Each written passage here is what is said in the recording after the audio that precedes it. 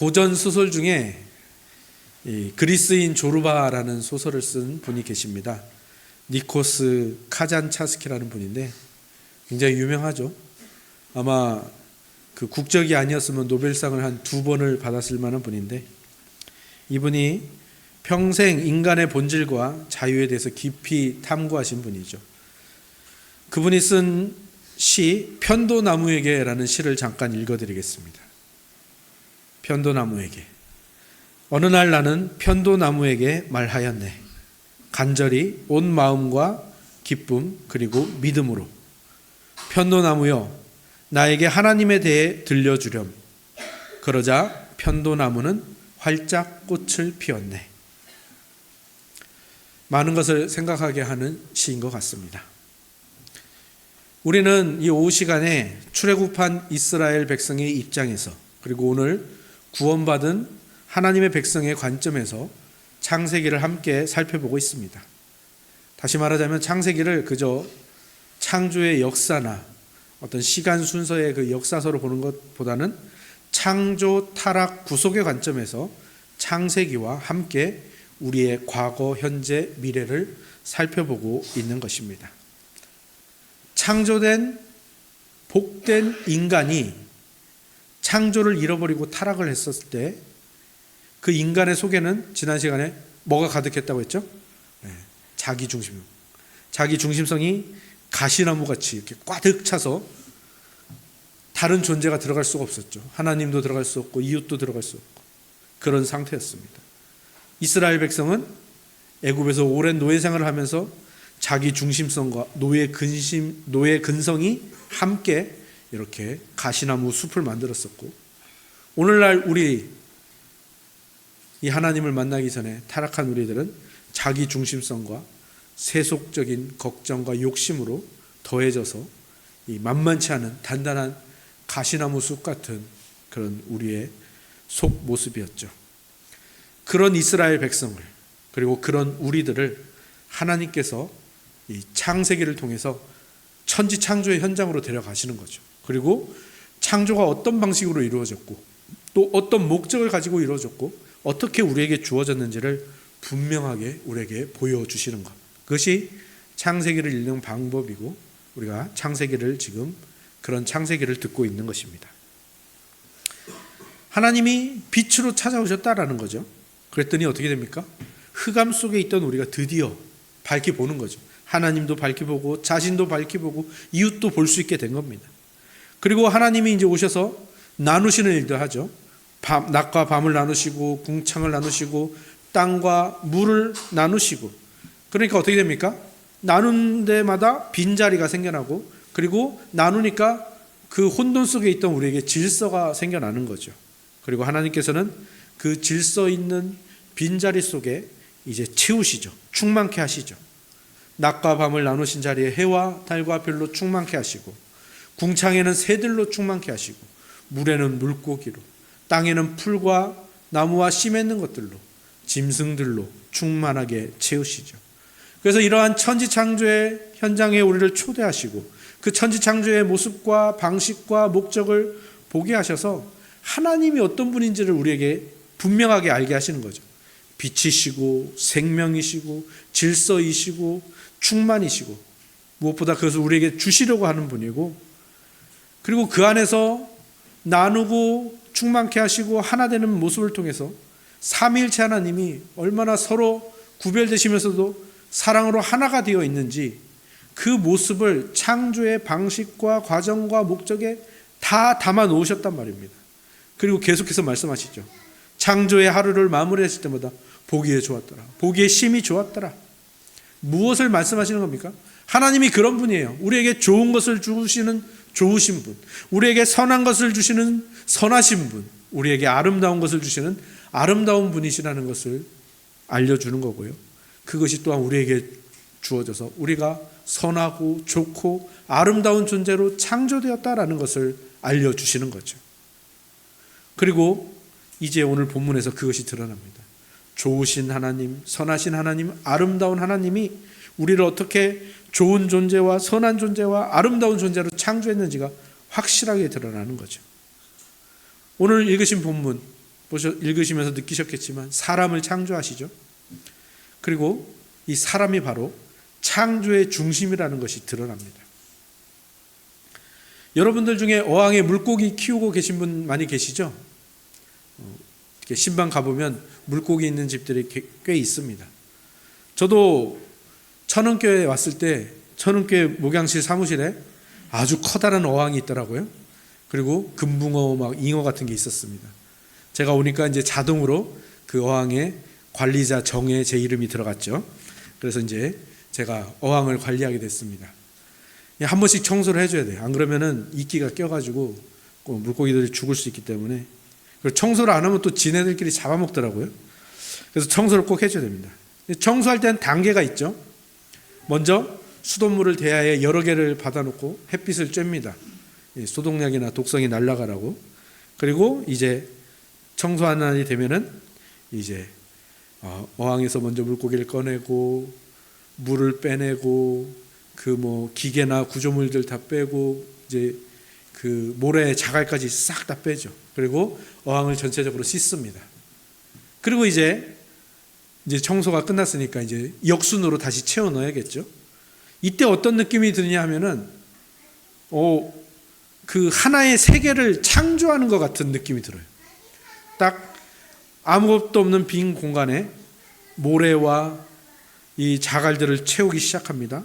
그리고 이제 소독하기 위해서 중간중간에 굵은 소금을 이렇게 넣어주죠. 그리고 큰 돌, 그 다음에 수초, 구조물, 그 다음에 산소 발생기 같은 기계들을 쫙 설치를 합니다. 그리고 이제 받아놓았던 물을 조금씩 넣기 시작하죠. 그리고 맨 마지막에 뭘 하겠습니까? 꺼내놨던 물고기를 딱 넣는 거죠. 이 보면 이 창조의 이야기가 비슷하고요. 그리고 이 어항 청소에서 가장 중요한 게 뭔지가 보여지죠. 맨 마지막에 넣는 물고기가 가장 중요한 거죠.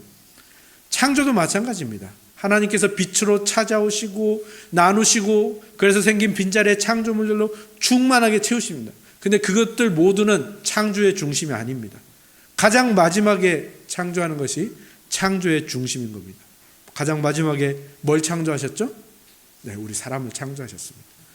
그 앞서 창조한 것들은 다 우리 인간이 살 환경을 만든 겁니다. 제가 어항에서 물고기가 살 환경을 만든 것처럼 하나님이 우리가 살 환경들을 싹 조성하신 후에 그리고 풍성하게 그것들을 채우신 후에 마지막에 인간을 창조하심으로 말미암아 우리에게 알려주시는 거예요.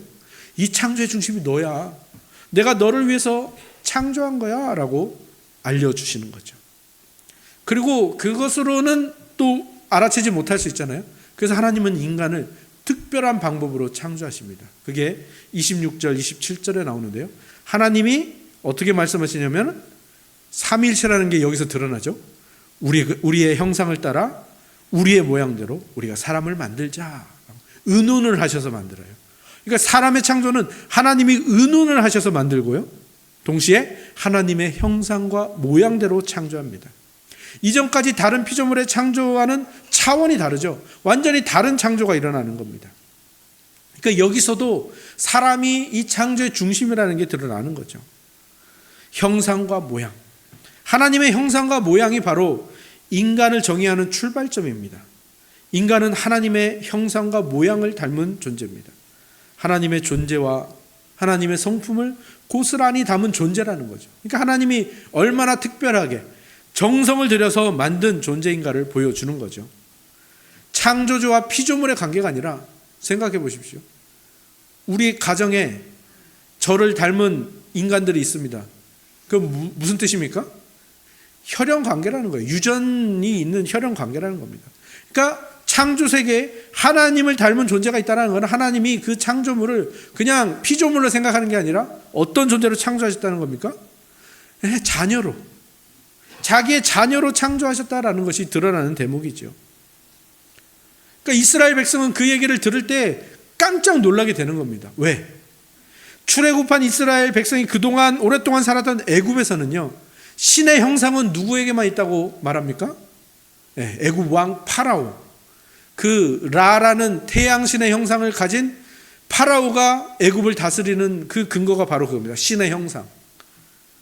그런데 그 파라오를 항복시키고 이스라엘을 구원하신 하나님께서는요, 나만 하나님의 형상이다, 왕만, 모세만 하나님의 형상이다라고 말하는 것이 아니라 너희 모두가 다 신의 형상을 가진 존재로, 내가 너희들 그렇게 창조했고 너희를 통해서 이 세상을 다스리고자 너희를 하나님의 대리자로, 왕적 존재로 창조하였고 너희들이 그것을 잃고 살아가기 때문에 내가 오늘 그것을 회복하였노라 라고 말해주고 있는 겁니다.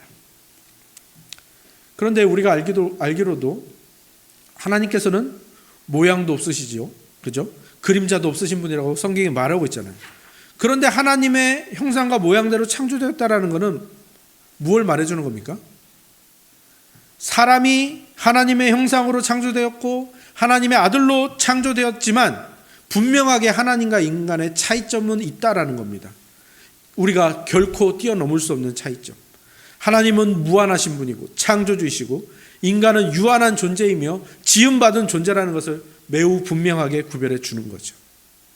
그럼에도 불구하고 그 피조물들 중에 오직 인간에게만 하나님의 형상을 주셨다라는 것. 그래서 옛날에 일국의 총리를 한자로 이런 식으로 표현했죠. 일인지하 만인지상. 그것처럼 하나님께서 우리 인류를 어떤 존재로 지으신 겁니까? 일신지하 만물지상으로 지으신 거죠. 그래서 한 하나님을 모시고 그 하나님의 대리자로서 만물을 다스리는 존재로 지으셨다라는 것. 그것이 바로 하나님의 형상이고 하나님께서 사람에게 주신 선물인 거죠. 그러니까 우리가 분명히 알 수 있는 겁니다. 우리는 하나님의 형상으로 창조된 존재라는 것. 그런데 이 이스라엘 백성이 지금 이 출애굽하고 광야에서 뭐 하고 있었습니까? 진상을 부리고 있었어요. 그죠? 왜 배고픈데 밥 안 줍니까? 왜 고기 먹고 싶은데 고기 안 줍니까? 왜 목마른데 물 안 줍니까? 진상을 부리고 있었다고요. 그때 이 하나님의 형상으로 창조되었다라는 것을 들으면서 이 이스라엘 백성이 뭘 알게 되는 겁니까? 이 내가 진상 부리는 모습은 하나님의 형상을 내가 잃어버렸기 때문이구나. 하나님의 형상을 잃어버리니까 어떻게 됩니까? 짐승 같은, 어쩌면 짐승보다 못한 그 모습을 보이게 되는 것이죠. 이스라엘 백성이 애굽에서 종살이 했을 때의 그 모습, 아직도 그 노예 근성을 벗어내지 못하고 광야에서 진상 부리고 있는 그 모습들이 하나님의 형상이 아니라 진상 부리는 것이고 짐승의 모습이었다는 것을 깨닫게 되는 것이죠. 출애굽하고 홍해를 건넌 이스라엘이라는 존재는 지금 그들이 출애굽할 수 있었던 이유, 홍해를 건널 수 있었던 이유는 뭡니까? 어린 양의 피가 있었기 때문입니다. 그리고 오늘 우리가 구원받아서 살 수 있었던 것은 어린 양이신 예수 그리스도의 그 십자가의 대속의 죽음이 있었기 때문이죠. 그러니까 어린 양 예수 그리스도께서 하나님의 형상과 모양을 회복시켜 주셨는데 아직도 우리에게는 그 하나님의 형상을 잃었을 때의 그 관습, 습관, 나쁜 것들이 아직도 남아서 여전히 짐승같이 반응하고 짐승같이 서로를 대하고 있는 그런 존재라는 것을 깨닫게 하고, 그래서 다시 하나님의 형상이 뭐지? 여기로 이끌어 가는 거죠. 예수님께서 사람의 몸을 입으셨다라는 것이 정말 여러 가지 의미와 목적이 있겠지만 그 중에서 정말 중요한 목적 중에 하나가 뭐냐면 예수님께서 진짜 하나님의 형상과 모양을 우리에게 주시기 위해서 사람의 몸을 입으셨구나라는 것을 알 수가 있게 되는 거죠.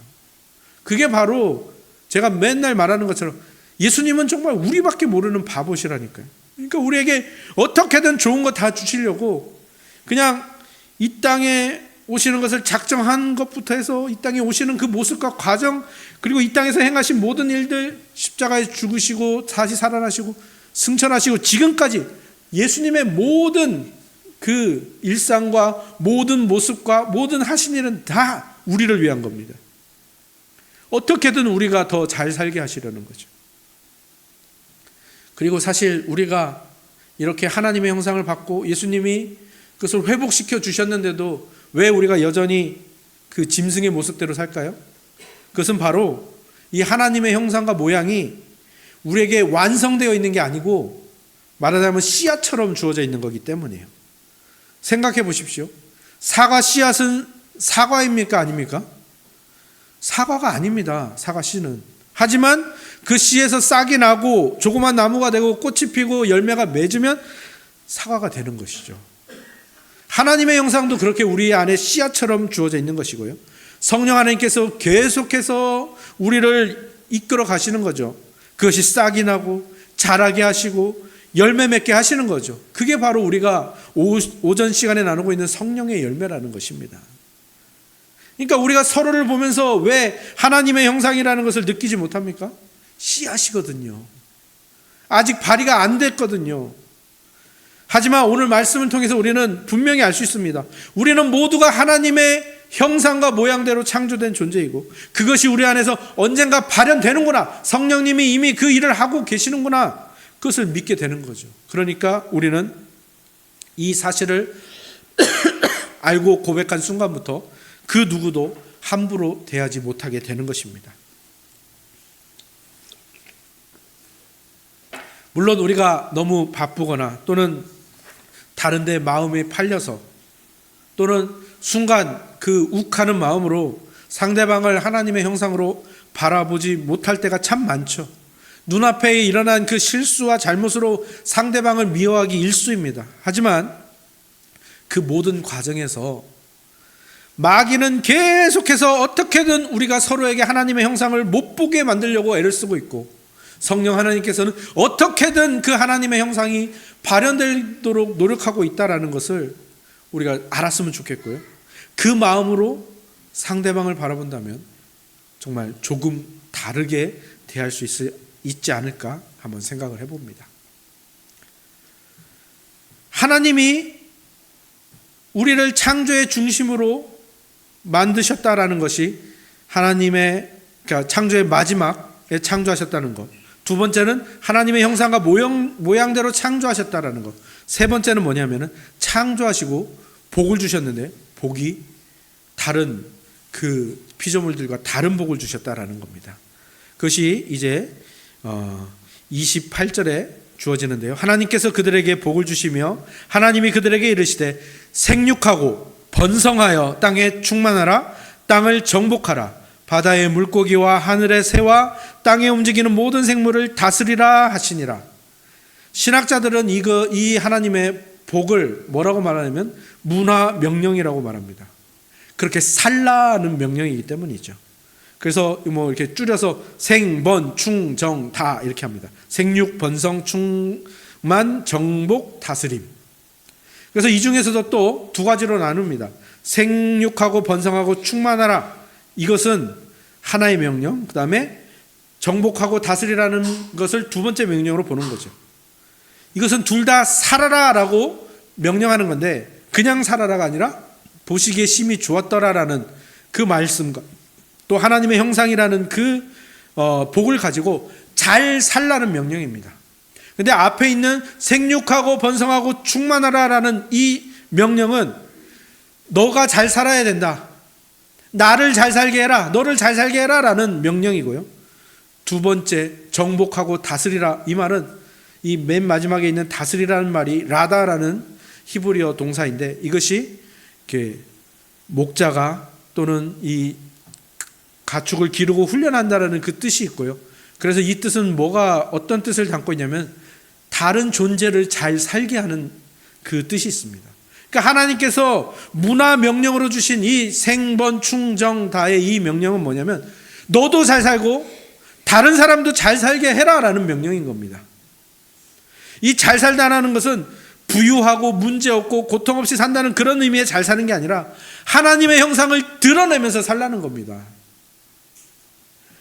내가 그것을 발현하면 그것이 또한 다른 사람을 잘 살게 만든다라는 거죠.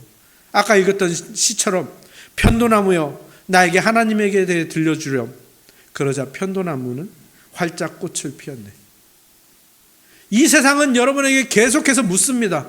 하나님이 어디 있어? 네가 믿는 하나님이 어디 있어? 하나님을 내게 보여봐. 그때 여러분이 해야 될 일은 뭡니까? 여러분 안에 있는 하나님의 형상을 미약하지만 보여주는 겁니다. 그리고 그렇게 묻는 그 사람을 하나님의 형상으로 대하는 것이죠.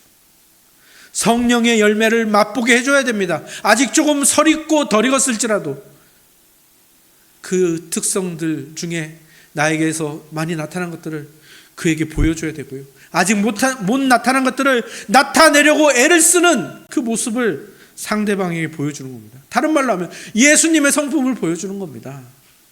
예수님의 성품으로 살아가려고 애쓰는 것을 보여줘야 하는 것이죠.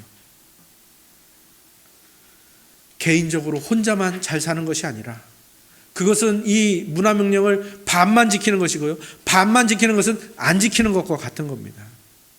이 문화명령은 두 가지죠. 너도 잘 살아야 되고 그로 말미암아 다른 사람도 잘 살게 해야 되는 겁니다. 하나님의 형상과 모양으로 지으신 이유, 창조의 중심으로 지으신 이유, 일신지하 만물지상으로 지으신 이유가 무엇인가? 너가 그렇게 잘 살고 다른 사람도 그렇게 잘 살게 해야 된다라는 것, 하나님이 여러분에게 주신 목적과 명령이라는 것을 기억하시기 바랍니다. 하나님이 빈자리에 창조하신 그 아름다움, 특히 하나님의 형상과 모양으로 주신 그 아름다움을 발휘하면서 살아야 됩니다. 아름다움이 뭡니까? 이게 정설은 아니지만 누가 그렇게 말하더라고요. 이 아름이라는 말이 순우리말 옛말에 나를 아름이라고 그랬대요. 그러니까 이 아름이란 말은 무슨 말입니까? 나다운 겁니다. 나다운 거. 아름다움은 나다움에서 온 겁니다. 그럼 나다움은 뭡니까? 창조된 목적대로 사는 거죠. 하나님의 형상과 모양대로 사는 거죠. 근데 우리는 자꾸 이 아름다움을 어디서 찾죠? 다른 데서 찾습니다. 일상에서 찾지 않습니다. 좀 특이하고 이색적이고 우리와 내가 살던 곳과 다른 곳에 가야 아름답다. 못 보던 것을 봐야 아름답다라고 말하죠. 그러니까 아름다움을 어디서 찾는 겁니까? SNS에서 찾고 여행에서 찾고 인터넷에서 찾는 거죠. 상상 속에서 찾는 거죠. 아니요. 거기서 아름다움을 찾으면요, 여러분의 모든 일상은 허무하고 아름답지 않고 불만족스러운 하루가 되는 것뿐입니다. 행복하지 않죠. 이렇게 살아서 뭐하나라는 생각만 들게 되겠죠. 하지만 아름다움은 뭡니까? 내가 나다워지는 겁니다. 내 안에 있는 하나님의 형상과 모양을 발견하고 인식하고 성령 하나님의 인도하심에 따라 그것을 발현하고 드러내고 그 열매를 맺어가는 것, 그게 진정한 아름다움이라는 거죠. 나도 잘 살고 다른 사람도 잘 살게 하는 방식으로 말하죠. 노인 교실을 하다 보면 우리 어르신들이 사진을 찍는 걸 좋아하시는 분도 있지만 사진 찍는 걸 별로 안 좋아하세요. 왜 사진 찍는 거 안 좋아하세요? 라고 물어보면 뭐라고 말씀하시냐면, 아이고 흰머리랑 주름살만 늘었는데 그거 찍어서 뭐해? 보기 싫어? 아니요. 그게 진정한 아름다움입니다. 하나님이 주신 생명을 잘 사용한 증거들입니다. 흔적들이죠. 그 속에서 하나님의 형상과 모양이 지금 드러나고 있는 겁니다. 성경에서 말했죠. 백발은 영화의 면류관이고 의로운 길에서 얻는 것이다. 농사로 손이 거칠어지셨습니까? 손톱에 기름때가 낀 손입니까? 주부습진에 걸린 손을 가지고 계시나요? 그것들은 못난 흔적이나 감추고 싶은 것이 아니라 그게 진짜 아름다움입니다. 하나님이 지으신 대로, 하나님이 맡겨주신 대로 살아온 흔적들인 것이죠. 열매 맺고 있는 모습들인 겁니다. 여러분의 흰머리와 주름살이 가장 아름다운 하나님의 형상인 겁니다. 하나님이 그것을 깨닫게 하시기 위해서 천지창조의 현장으로 우리를 초대하시고 우리를 당신의 목마에 태우십니다. 그리고 천지창조의 현장과 그 창조의 과정과 방식과 어떻게 지어졌고 어떤 순서로 지어졌는지, 그리고 그 순서마다 어떤 일이 있었는지, 그리고 마지막에 창조한 너를 내가 어떻게 정성껏 창조했는지를 보라는 겁니다. 그러면 이제 우리는 알게 되는 거죠. 아, 내가 이런 고귀한 목적으로 창조되었구나. 아, 내가 아름다움이구나. 그것을 발견하게 되는 거죠. 이어령 선생님이 이런 글을 썼습니다. 20대에는 반기독교적인 글을 많이 썼습니다. 저 역시 소설가로서 창조를 했습니다. 하나님이 만들지 않은 것들을 내가 만들겠다는 오만한 생각도 했습니다. 그러나 인간은 뛰어봐야 벼룩입니다. 이 단순한 사실을 아는데 시간이 걸렸습니다. 제가 창작과 지적 세계를 포기한 것은 아닙니다. 지금까지 귀중하게 생각한 것보다 몇십 배 더 크고 귀한 창조주를 인정함으로써 저의 예술적 지평은 훨씬 더 넓어졌습니다. 이게 바로 창조의 현장에서 나다움, 아름다움을 발견한 사람의 고백인 겁니다. 바울이 왜 자신의 모든 것을 배설물로 여긴다고 했습니까? 자신의 학력, 자신의 출신, 이런 것들을 왜 다 배설물로 여긴다고 했습니까? 바울은 자기의 나다움이 뭔지를 알았습니다. 그것이 하나님의 형상과 모양이고, 그런데 자기가 가진 그 사회적 지위와 여러 가지 것들이 오히려 그것을 가리고 있다는 것을 알게 된 거죠. 그러니까 바울은 고백하는 겁니다. 다 배설물이다. 다 똥이다. 오히려 나다워지는데 방해되는 것들이라고 고백을 한 것이죠. 그 고백이 여러분의 고백이 되기를 간절히 소망합니다. 여러분 안에는 이미 하나님의 형상과 모양이 있습니다. 이것은 창조 때부터 있었습니다. 그리고 그것을 회복시키기 위해 우리가 타락으로 잃어버렸지만 회복시켜 주시기 위해서 예수님이 십자가에서 죽으셨습니다. 그리고 그 예수님이 승천하면서 올라가시고 여러분에게 성령을 보내주셨고요. 그 성령 하나님께서는 계속해서 그 하나님의 형상이 싹이 나고 꽃이 피고 열매가 맺을 수 있도록 오늘도 여러분을 위해서 말할 수 없는 탄식으로 간구하시며 여러분을 계속해서 십자가의 예수 그리스도께로 인도하여 어떻게든 그 열매가 여러분 안에서 맺히고 발현되게 하고 계십니다. 그러니 그 성령 하나님의 인도하심에 겸손하게 순종하셔서 여러분 안에 있는 그 아름다움을 꺼내시기 바랍니다. 그리고 그 아름다움을 사용하시기 바랍니다. 그리하여 여러분도 잘 살게 하고 다른 사람도 잘 살게 하는 창조의 목적을 이루는 그런 우리 모두가 되기를 주님의 이름으로 축원합니다. 어린이는 어린이답게, 젊은이는 젊은이답게, 또 늙은 사람은 늙은 모습으로 정말 때를 따라 날마다 일마다 감사하는 인생, 아름다움을 사용하는 인생, 하나님 보시기에 심히 좋은 인생, 행복한 인생 살아가시는 저와 여러분이 되기를 다시 한번 주님의 이름으로 축원합니다. 아멘.